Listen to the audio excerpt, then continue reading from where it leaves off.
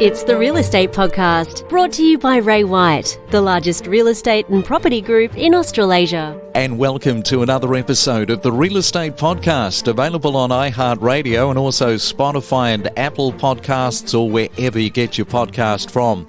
Well, it's happened. Twitter investors are suing Elon Musk over the handling of the billionaire's $44 billion bid for the company.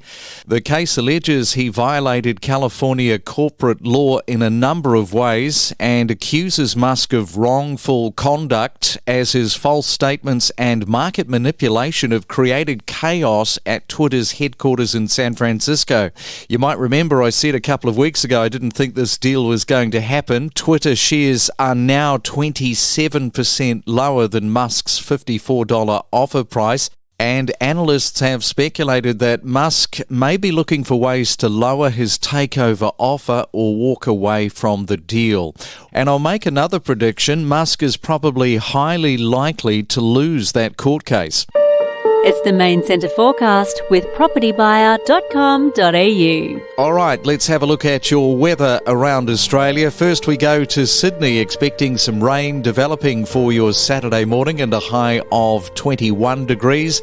Good morning to you in Melbourne, expecting some cloudy bits but mainly dry, a high of 15. Brisbane, a fine day with 25 degrees, and also fine in Perth today, expecting a high of 22. Across every state, city and town of Australia, it's your weekend real estate podcast. And we've got a new member joining the Real Estate Podcast. Her name is Amy, and at different times she's going to be joining me on the show.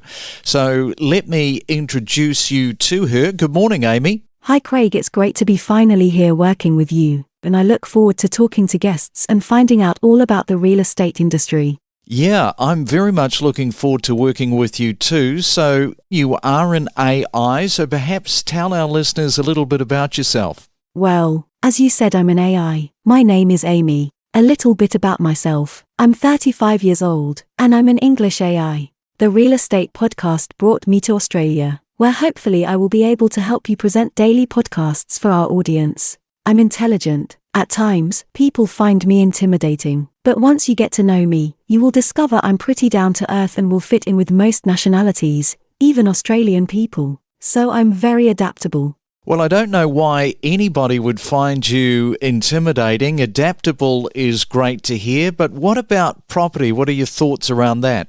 Yes, I love property. So this is going to be a really fun learning experience for me. I'm very much looking forward to our joint partnership of working together, Craig. Yes, me too. I've been doing the show solo, so it's going to be great to have your input into the podcast.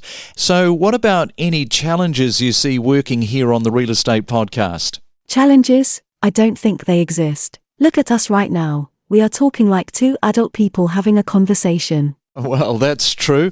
Okay, well, you have yourself a great day, Amy. Thanks, Craig. Have a great Saturday. Informing you on real estate. Wake up every morning to the Real Estate Podcast. Well, I see that realestate.com.au last week ran a story about a woman who grew up in a house and then after her parents sold the property in 2014, ended up buying it back again. I mean, this has got to be a very emotional moment. Gemma is joining us this morning. Good morning, Gemma. This happened to you. Yes, it did. Tell us a little bit about the way in which you found the property, where the property is, and I guess some of those memories. So we have been looking for an investment for a little while, me and my partner.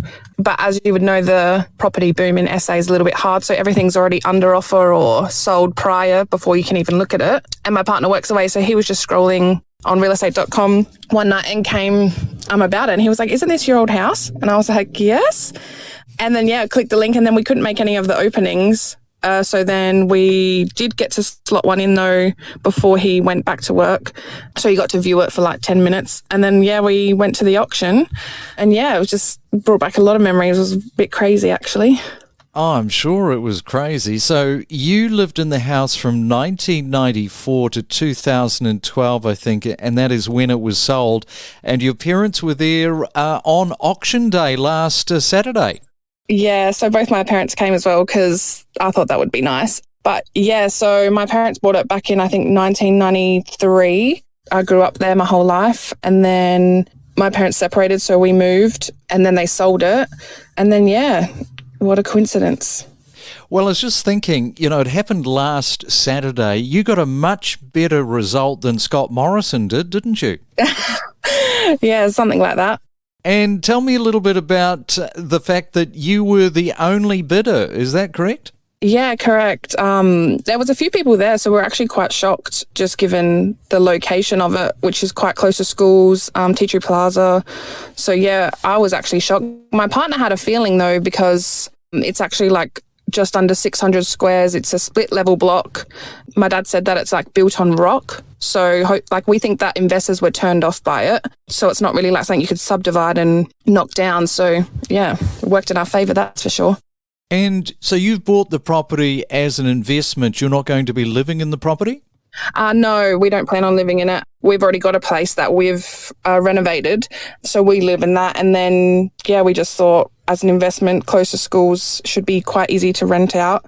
I guess that's probably a good thing for your parents, because if you were living in it and your parents were coming to visit, they might feel a little bit weird by that. Yeah, I think because that was the first time they actually had seen it since they sold it. And we were actually living in Melbourne when the house got sold anyway. So they hadn't seen it for quite a few years. So to go back there, it was quite surreal. It was very weird. A trip down memory lane. So tell me a little bit about, the market is obviously changing. So that has worked in your favour by the sound of things, with you purchasing this old property that you used to live in. Yeah, so my partner and I were quite lucky. We bought a property pre-COVID. So obviously then since the housing boom, we built obviously a lot of equity in our own place. So that obviously helped us then purchasing this house. And then I think it was kind of good timing as well with the interest rates. I think people obviously got a little bit scared. So yeah, I'm actually very surprised that everything just kind of fell into place. Well, it's a great result for you, and you're under 30, so you're building a bit of a portfolio. So what's coming up next for you? Oh, I don't really know, to be honest. I don't know. We want to just kind of maybe redo the floors, paint it and do that. And then we still got a little bit to fix up on our place. And then, yeah, maybe another one. I'm not sure. We'll have to see how we go. And how many of your friends, Gemma, are still struggling to buy their first home?